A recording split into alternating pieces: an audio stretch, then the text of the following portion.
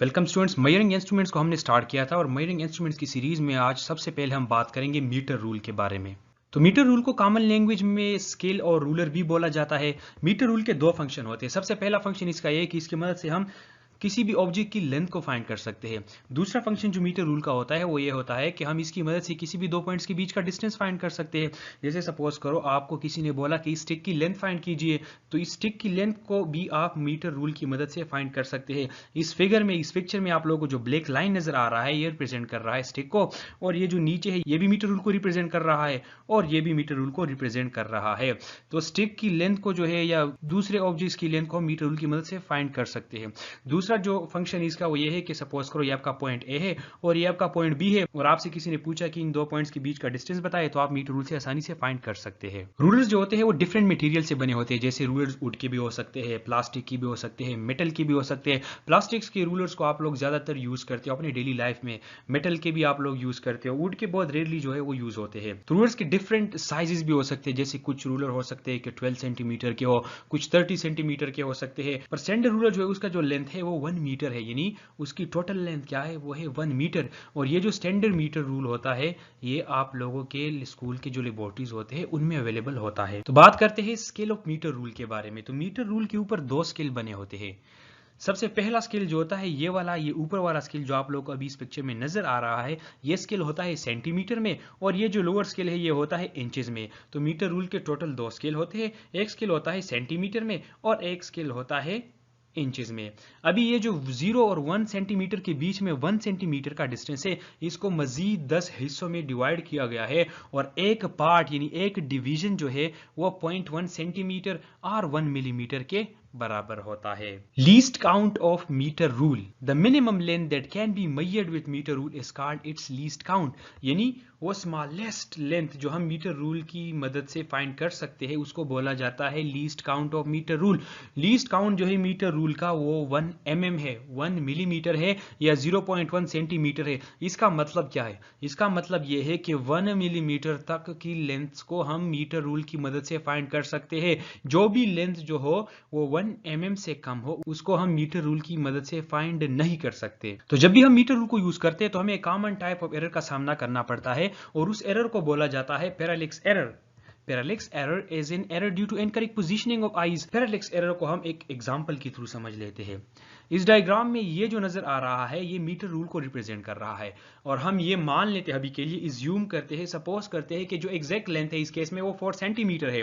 और सपोज करो कि ये जो मेजरमेंट हम कर रहे हैं वो एक टेबल पे कर रहे हैं, और 3 दोस्त मिलके इस एक्सपेरिमेंट को कर रहे हैं, या 3 दोस्त मिलके लेंथ को फाइंड कर रहे हैं इस रूलर की मदद से।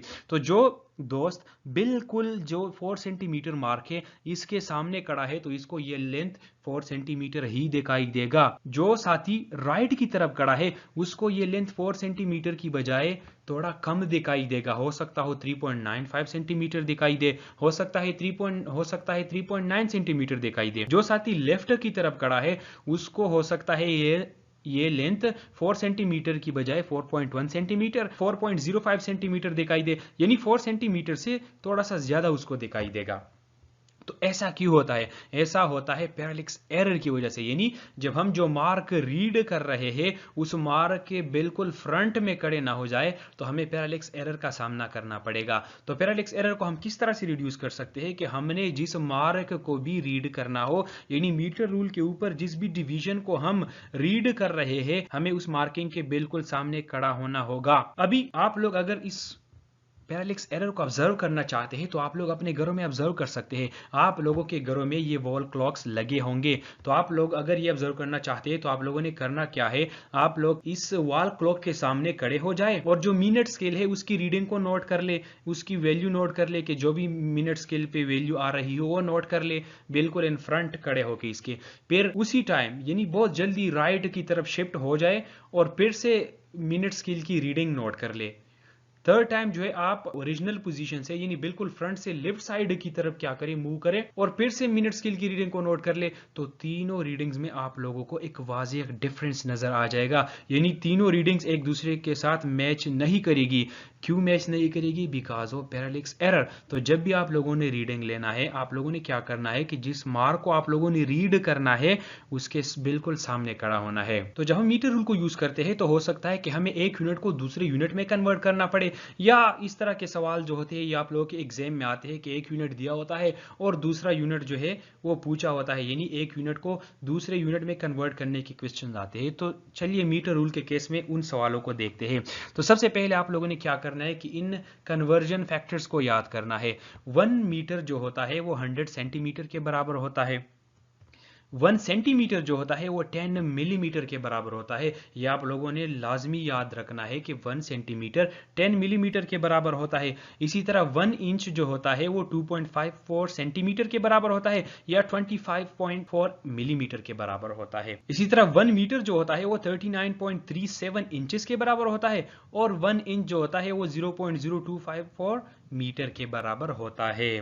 तो इन कन्वर्जन फैक्टर्स को क्या करना है, आप लोगों ने बिल्कुल मेमोराइज कर लेना है। अभी क्या करते हैं कि इन कन्वर्जन फैक्टर्स के बेस पे हम कुछ एग्जांपल्स को देख लेते हैं ताकि आप लोगों की अंडरस्टैंडिंग जो है वो थोड़ी सी बढ़ जाए। सबसे पहला example, convert 25 centimetre two millimetre. तो हमने क्या करना है कि 25 सेंटीमीटर को मिलीमीटर में कन्वर्ट करना है। तो हमने क्या किया कि 25 सेंटीमीटर इज इक्वल टू 25 को अपनी जगह पे लिखा और 1 सेंटीमीटर का हमें पता है कि वो 10 mm के बराबर होता है। तो 25 के साथ जब हमने 10 mm मल्टीप्लाई किया तो हमें मिला 250 mm। एग्जाम्पल नंबर 2 को देखते हैं, कन्वर्ट 12 इंचेस टू सेंटीमीटर। तो हमने क्या किया कि 12 इंचेस इज इक्वल टू 12 को अपनी जगह पे रहने दिया और हमें पता है कि 1 इंच जो बराबर होता है वो 2.54 सेंटीमीटर के बराबर होता है। मल्टीप्लीकेशन के बाद हमें ये वैल्यू मिली 30.48 centimetre. Example number 3, convert 24 inches to metre. तो हमने क्या किया कि 24 इंच इज इक्वल टू 24 को अपनी जगह पे रहने दिया और हमें पता है कि 1 इंच जो बराबर होता है वो 0.0254 मीटर के बराबर होता है। मल्टीप्लिकेशन के बाद हमें मिला 0.61 मीटर, यानी जो 24 इंचेस है उनमें 0.61 मीटर होते हैं। तो इन एग्जाम्पल्स को क्या करें, आप लोग प्रैक्टिस कर ले ताकि आप लोगों की अंडरस्टैंडिंग क्या हो जाए, वो बढ़ जाए और एग्जाम में आप लोग इस तरह की क्वेश्चन को टैकल कर सके। इसके बाद वाली वीडियो में हम बात करेंगे वर्नियर कैलिपर के बारे में।